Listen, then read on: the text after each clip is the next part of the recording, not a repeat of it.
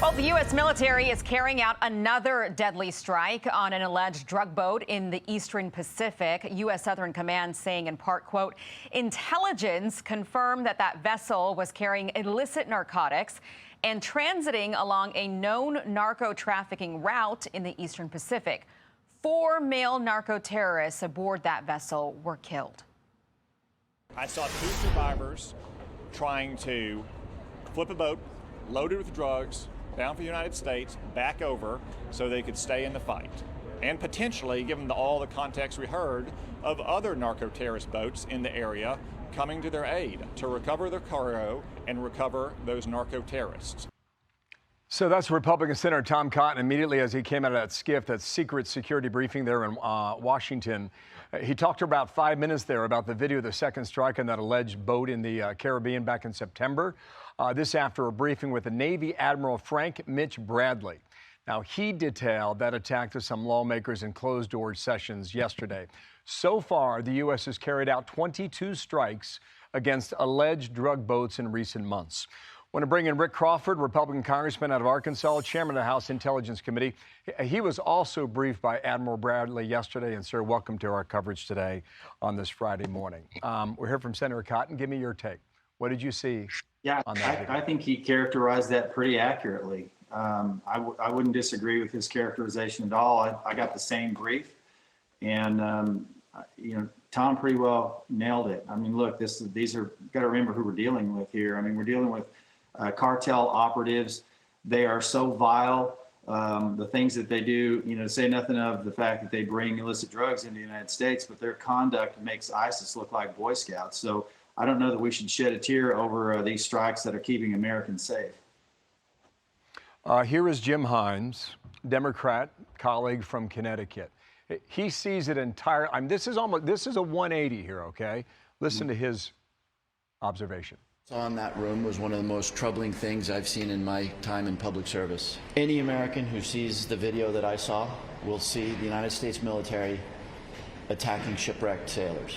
Bad guys, but attacking shipwrecked sailors. Now, there's a whole set of contextual items that the Admiral explained. Yes, they were carrying drugs. They were not in the position to continue their mission in any way. So he says they were shipwrecked a couple times there, which suggests that they were defenseless. What do you say to that? Yeah, this isn't the Skipper and Gilligan on the SS Minnow that we're going after here. These are hardened drug traffickers.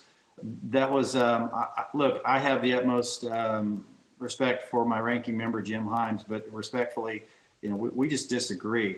We're dealing with a vile element here, and they were, as my friend Senator Cotton characterized, they were trying to right that ship. It was still laden with cargo because it was strapped into the boat. They were potentially signaling other vessels in the region. We don't know if they had access to SATCOMs or not, but as he characterized, still in the fight. And this is characteristic of these kind of strikes where we hear the term double tap. It's completely consistent with the same tactics and techniques and procedures that took place under President Obama's watch when he took strikes on terrorists, some of which were U.S. persons and or U.S. citizens. So I don't recall the outrage on those strikes when it was the Obama administration exercising, but we have all this righteous indignation because President Trump is taking an active role in protecting Americans. All right, it's Friday morning here. 2 days ago on Wednesday, the president was asked about it, as to whether or not the American public would see it. Here's how he answered that. You released video of that first boat strike on September 2nd, but not the second video. Will you release video of that strike so that the American people can see for themselves what happened? I don't know what they have, but whatever they have, we'd certainly release, no problem. You know, we stopped every boat we knock out, we save 25,000 American lives. Right. Sir, will we see it? Should we see it?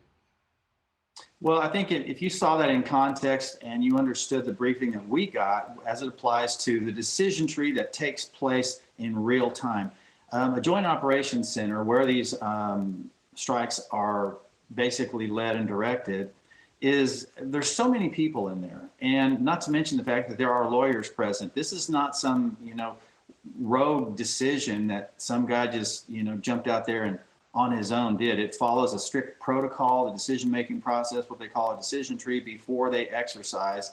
And there's a consensus in the room. Ultimately, the decision is made by the man at the top, and that's Admiral Bradley. And, to say something about Admiral Bradley, first off, appreciate him and the chairman coming in and briefing us, but he is one of the most respected officers in the military. We don't know a heck of a lot about him because he is a quiet professional. He does exercise sound judgment, and he did so in this case as well. Rick Crawford, thank you for your time. Hey everyone, I'm Emily Campagno. Catch me and my co-hosts Harris Faulkner and Kaylee McEnany on Outnumbered every weekday at 12 p.m. Eastern, or set your DVR. Also, don't forget to subscribe to the Fox News YouTube page for daily highlights.